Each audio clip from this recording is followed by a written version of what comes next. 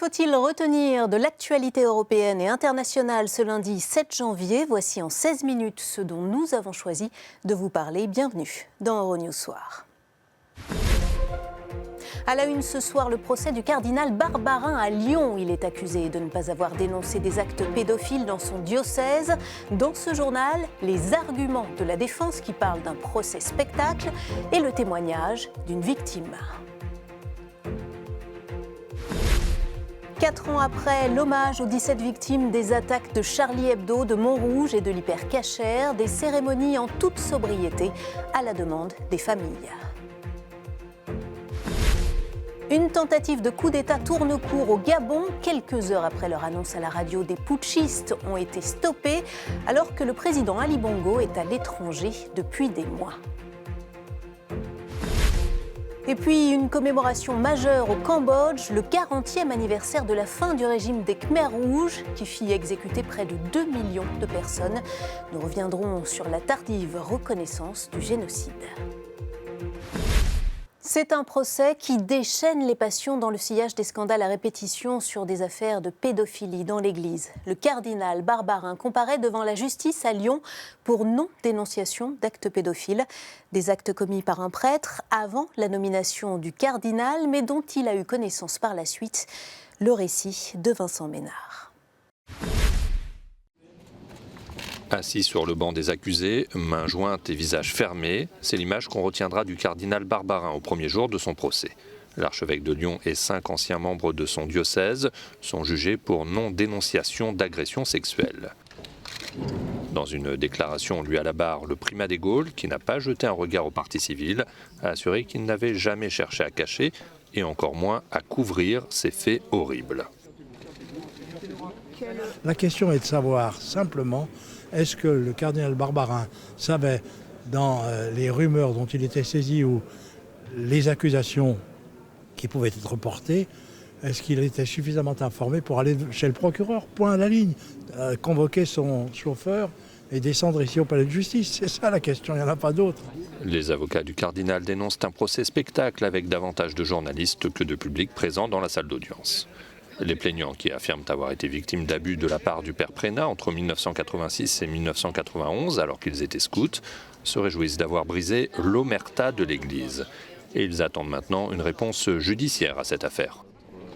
Là, on vient faire rejoindre un débat qui était resté moral parce qu'on n'avait pas pu faire autrement. Donc on allait chercher un agent de confiance qui est l'opinion publique via la médiatisation.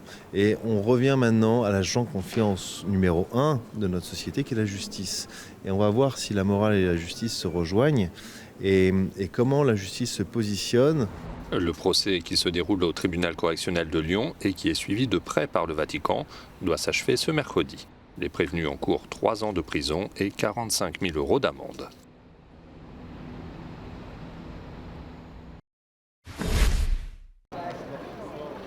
Notre reporter Valérie Goria a rencontré Pierre-Emmanuel Germain-Tille. Il est l'une des victimes à avoir rejoint l'association La Parole Libérée, fondée par d'anciens scouts pour dénoncer les actes pédophiles commis par l'ancien prêtre Bernard Prénat et qui a reçu depuis de nombreux témoignages. Aujourd'hui, vous attendez quoi de ce procès? C'est un aboutissement pour que on se dise que des personnes qui ont été incriminées doivent répondre de la justice par rapport à ce genre de faits. C'est très important. Ouais. Mais on espérera que ça fera acte pour d'autres cas à venir, en espérant que les gens changent vraiment leur regard sur la pédophilie, pas que dans l'Église, c'est dans toutes les institutions. De quelle manière est-ce que ce que vous avez subi a affecté votre vie d'enfant, votre vie d'adulte? Ça m'a donné un refus de l'autorité, puisqu'il y a un abus spirituel et il y a un abus de l'autorité du prêtre. Et du coup, derrière, j'ai eu un refus de l'autorité de mes parents, j'ai eu un refus de l'autorité de mes professeurs, j'ai eu un refus de l'autorité de mes employeurs. Et après, par rapport aux abus physiques que j'ai pu avoir, là, ça me perturbe encore aujourd'hui dans ma vie personnelle, à savoir que c'est difficile pour moi d'entretenir une relation, c'est difficile pour moi d'anticiper ou qu'on touche mon corps ou que je touche le corps de l'autre. Enfin, c'est des choses comme ça qui aujourd'hui me pénalisent encore dans ma vie. Pierre-Emmanuel Germain-Tille a subi des abus sexuels pendant près de 2 ans et demi lorsqu'il était enfant, un épisode qui reste lourd de conséquences.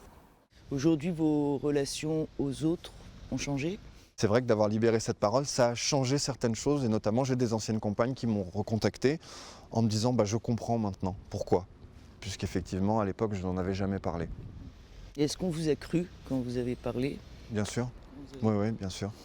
Bien sûr. C'est un vrai soulagement, ouais. Par exemple pour ma mère, moi qui étais dans le refus de l'autorité, donc de mes parents, ma mère, mon père, ma mère aujourd'hui on peut dire qu'on a une vraie relation depuis presque 3 ans qu'on n'a jamais eue. Et ça c'est important. Alors que les victimes dénoncent l'institutionnalisation du silence au sein de l'Église, le pape François a publiquement évoqué les abus sexuels sur mineurs, s'engageant à les combattre et à combattre leur dissimulation. Romain Gauguelin vous en dit plus. Au moment où s'ouvre à Lyon le procès du cardinal Philippe Barbarin, l'un des proches du pape, l'évêque de Rome a condamné la pédophilie lors de ses vœux au corps diplomatique accrédité au Vatican.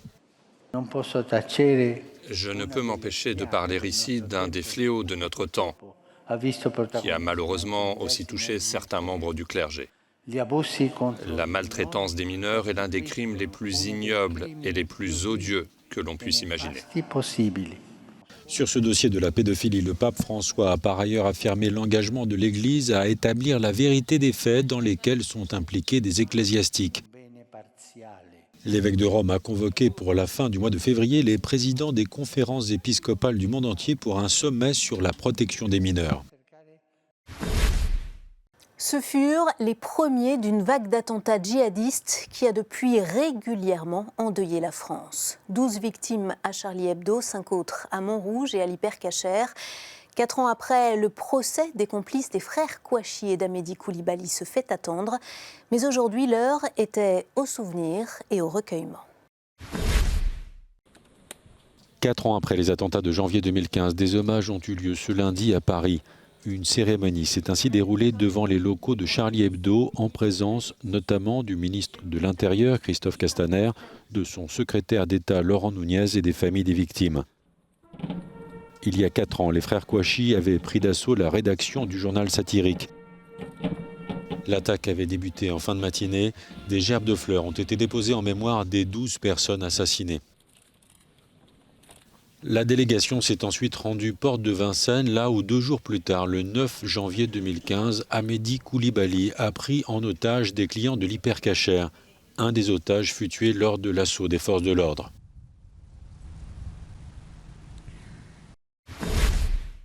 En Belgique, Mehdi Nemmouche, l'auteur de la tuerie du musée juif de Bruxelles, sera lui jugé à partir de jeudi et un jury populaire vient d'être désigné. L'accusé nie les faits en bloc. 12 jurés, 8 hommes et 4 femmes ont été désignés ce lundi matin pour composer le jury populaire qui décidera du sort de Mehdi Nemmouche et de son complice présumé Nasser Bendrer. Selon l'accusation, le 24 mai 2014, Mehdi Nemmouche a ouvert le feu dans le hall d'entrée du musée juif de Bruxelles et assassiné un couple de touristes israéliens, une bénévole française et un jeune employé belge du site. Les enquêteurs ne doutent pas de la culpabilité de Mehdi Nemmouche et soupçonnent Nasser Bendrer de l'avoir aidé à se fournir en armes. Les avocats de Mehdi Nemmouche plaident au contraire son innocence et évoquent la thèse d'un complot international. Johan Benizri est le président de la communauté juive de Belgique. La défense de Mehdi Nemmouche et lui-même, peut-être, vont tout tenter pour soit minimiser le caractère antisémite de cet attentat terroriste, soit ils vont exploiter ce caractère antisémite par d'autres voies, par exemple en parlant de complot. Le procès de Mehdi Nemmouche et son complice présumé se déroulera à la cour d'assises de la capitale belge. Il s'ouvre jeudi et va durer plusieurs semaines. Retour en France où le gouvernement prépare le grand débat censé répondre aux espoirs de démocratie participative soulevés par le mouvement des Gilets jaunes. Mais ce sont aussi les violences qui font parler d'elles, comme celle de ce boxeur qui a fini par se dénoncer. Les explications d'Arnaud Richard.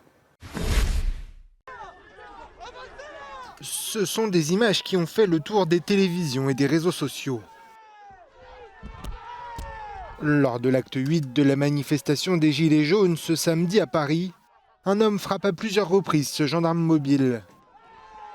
Un peu plus loin, on le verra aussi frapper un autre agent à terre. Cher ami Gilets jaunes, voilà, je me présente, détachement Christophe. C'est moi la personne qui a affronté les CRS de samedi 5 janvier. Sur Facebook, cet ancien boxeur professionnel a justifié son acte. À force de se faire taper, ben oui, je me suis fait gazer le dernier jour. Oui, j'ai voulu avancer sur les CRS. Je me suis fait gazer et à un moment, la colère est montée en moi. Et oui, j'ai mal réagi. Oui, j'ai mal réagi. Un mea culpa numérique est enregistré avant que le boxeur ne se présente de lui-même à la police, comme l'a confirmé le ministre de l'Intérieur, Christophe Castaner. Il encourt jusqu'à 5 ans de prison et 75 000 € d'amende. Peuple français, gilets jaunes, je suis de tout cœur avec vous.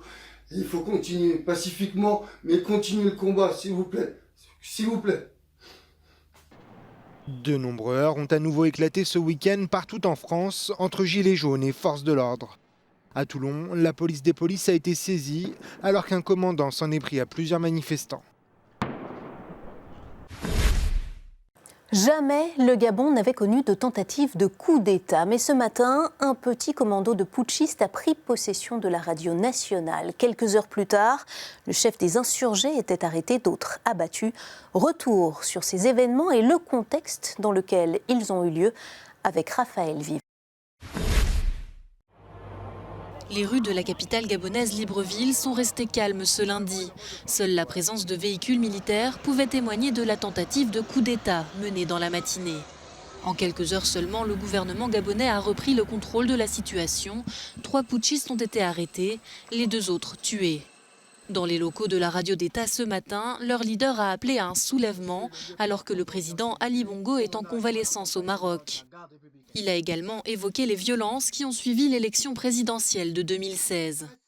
Le mouvement patriotique des jeunes des forces de défense et de sécurité, soucieux de sauver la démocratie en péril, préserver l'intégrité du territoire national et la cohésion nationale, a décidé ce jour de prendre ses responsabilités afin de mettre en déroute toutes les manœuvres en cours visant la confiscation du pouvoir par ceux qui, dans la nuit du 31 août 2016, ont lâchement fait assassiner nos jeunes compatriotes avec le soutien des institutions illégitimes et illégales.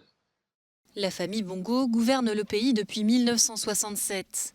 En 2016, Ali Bongo a été réélu, mais de nombreuses suspicions de fraude ont entaché les résultats.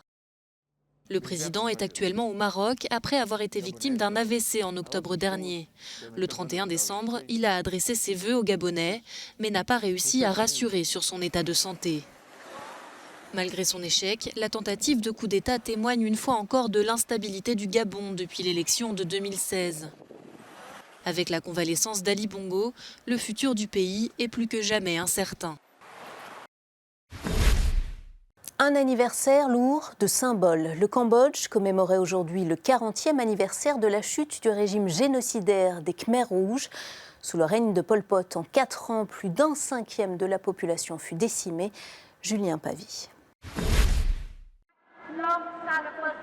Le Cambodge célèbre le 40e anniversaire de la fin du régime des Khmers rouges, dont les crimes continuent de hanter le petit pays d'Asie du Sud-Est. À Phnom Penh, une cérémonie a rassemblé dans un stade des dizaines de milliers de personnes autour du Premier ministre Hun Sen.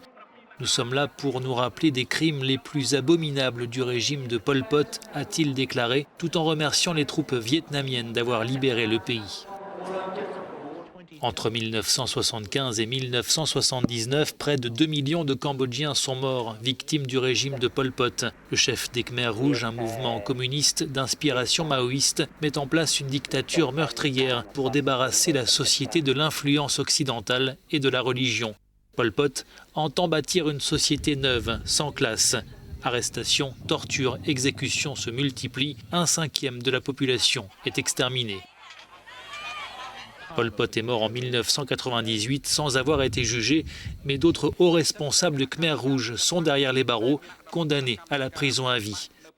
En novembre dernier, le tribunal international parrainé par l'ONU a pour la première fois reconnu le terme de génocide, 40 ans après la chute du régime.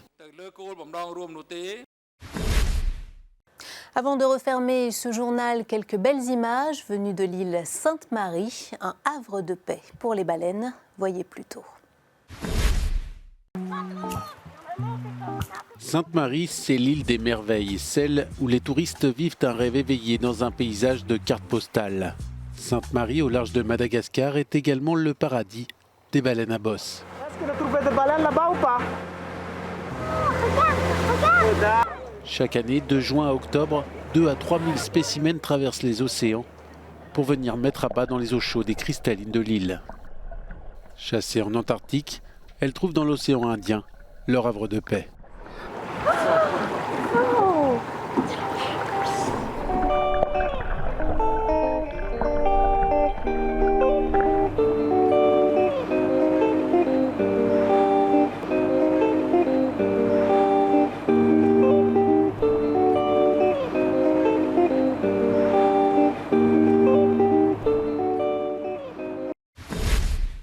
C'est la fin de cette édition d'Euronews Soir. Merci à vous qui nous avez accompagnés. Pour retrouver toute l'actualité, rendez-vous sur notre site internet. Très belle soirée à tous.